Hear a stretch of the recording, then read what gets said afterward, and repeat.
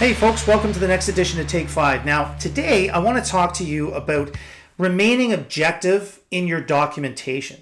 And, I know that sounds pretty obvious, but I read a lot of reports. I work with a lot of other investigators and they send me their, I coach them and they send me their information. I read their reports. And one of the things I find in a lot of reports are the use of subjective language instead of remaining objective. And so I'll give you a bit of a extreme example. This has only happened to me once in my career, but I know it's happened to others.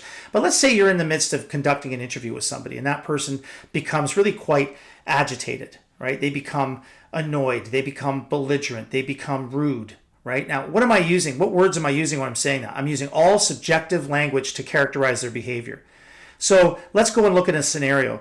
I'm in the middle of an interview and the person I'm interviewing slams their fist on the table and they call me a bunch of names. They stand up abruptly and their chair flies across the room and they storm to the door and they open up the door and they turn around and they give me another piece of their mind, swearing and calling me names, and they slam the door behind them. Now, I have to document what happened.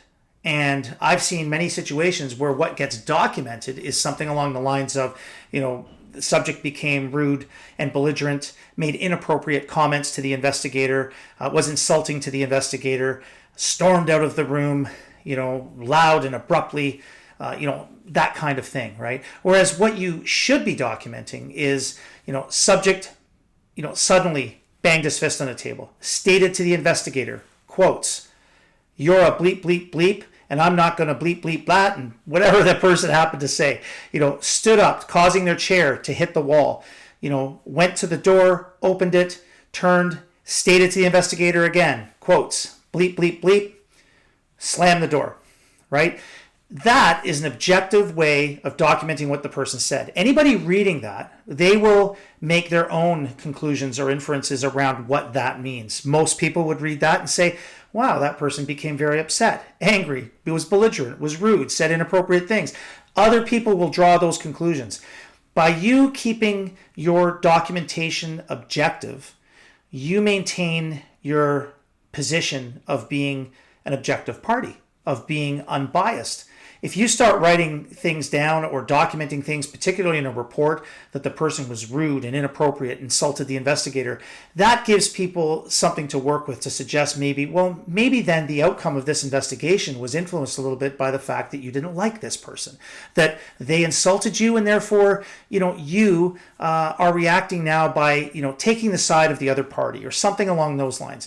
Good investigators always maintain their objectivity, both in terms of how they interact with people and in terms of what they document. And it's really important that we use objective language. The other thing to avoid in many reports are, the sort of the adjectives that make something, even more significant in our minds. So to say that, overwhelmingly people agreed on this, right? When we use words like that, we're really, we don't have to. And it just is emphasizing things that don't need to be emphasized. It's good enough to say that, the majority of people said X, not overwhelmingly people agreed that, right? Those two things read differently. And good investigators want to maintain very objective, factual kind of language in the reports that they write. And in doing so, they'll be a lot better off for it. They reduce the likelihood of being accused of any kind of bias. And frankly, it's just more professional. So a few words to think about around the issue of being objective and being objective, particularly in how we document things. The other thing I will say, just to finish this off, is that when something like that happens, probably the most important thing an investigator needs to think about is maintaining their calm, right? You don't meet a bad attitude with a similar bad attitude. You don't rise to that level. As people start to go up, you want to be going down, to bring them down, to try and de-escalate their behavior. But that's a whole other topic for a whole other day. Anyway, thanks so much for listening, everybody. I hope you enjoyed this one, and I'll see you next time on Take 5.